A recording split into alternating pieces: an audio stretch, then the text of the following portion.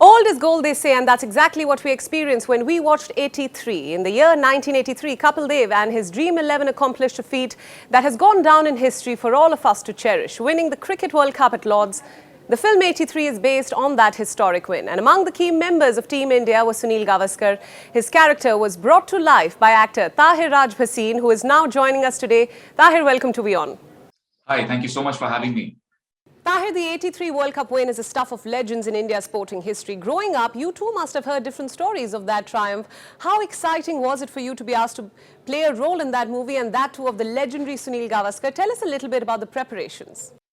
It was incredibly exciting because for me, it was an emotional decision to agree to be a part of this film and as the legend Sunil Gavaskar, because I wasn't born back in 83, but it feels like it's a slice of history that I've grown up with purely because of the number of times we've heard the stories and seen those images on screens every time there's a cricket tournament and a World Cup. The level of research was phenomenal because the way the film has been crafted, you've got the real footage that plays almost parallelly and sometimes intercuts between what's going on screen. So it was very particular to the project for us to recreate the postures, the mannerisms, and the playing styles of each and every player. And to play like the legendary great of all time, Sunil Gavaskar, there was excitement and there was also a little bit of pressure. Because if there's two things that this country is crazy about, it's cricket and film. And to be doing something that combines both of those was quite a challenge. What did you learn about Gavaskar's life in particular that none of us know about? Any locker room chatter before those historic moments? To begin with, to get into the psychology of the legend, I read his biography, Sunny Days, and there's just a treasure trove of information of how influential his family was in his decision, how close he was to his parents, how he often overcome personal and physical hurdles to polish his craft, and how he rose out of repeated practice. And that's a takeaway for me, not just while I was playing Sunil Gavaskar, but for life. And in particular, I got calls from every generation in my family wanting to know if I can get the classic front foot Sunil Gavaskar drive, and if I can be able to walk like him.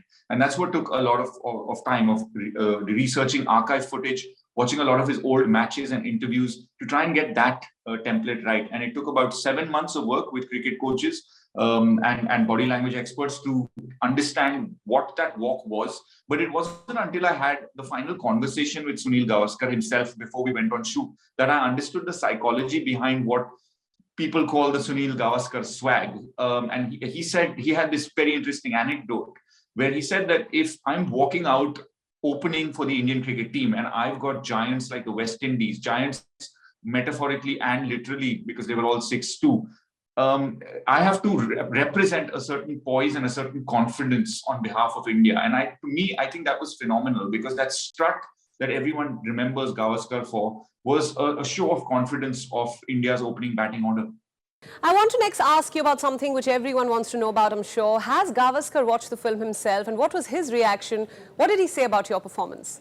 He has. It was really the acid test because critics and family and friends aside, when the original team sat in the theater and all watched it together for the very first time, the players and the actors were all there together at the premiere.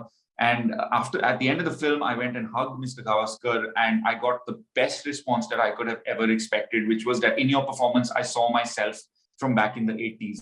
And for me, that was the ultimate validation because once the legend that you're playing has enjoyed and liked the performance, after that, it's all just icing on the cake.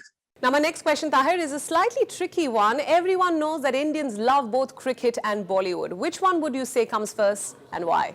Well, for me, Bollywood, that goes without saying because I'm a little biased towards it. Bollywood gives me the opportunity to be different people every few months, every time I'm in a project. But if I was to be watching something live, that would have to be a cricket match because there's no replacement for being in a cricket stadium and watching a match. And if it's a World Cup match, and that's part of what I really enjoyed about 83 because it was retelling an iconic chapter of Indian history through cinema in a way, in fact, that it wasn't even experienced back in 83 because back in 83, there was a very limited kind of technology that would shoot cricket matches. And one of the pitches that Kabir Khan made to me when I met him for the first time is that we're going to show cricket like it's never been shown before in this country. And I believe that the film really does live up to that promise.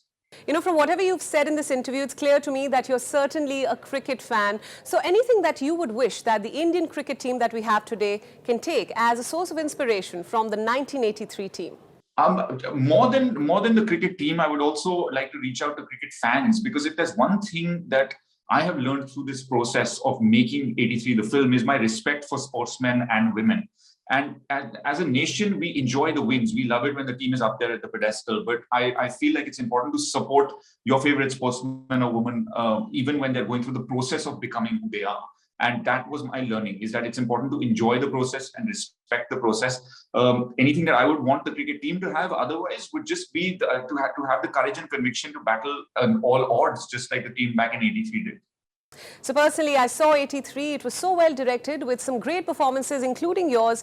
But it is yet to make its mark at the box office. Do you think this is because of other releases such as Spider-Man or, of course, the biggest story of this year, Omicron, or even something else?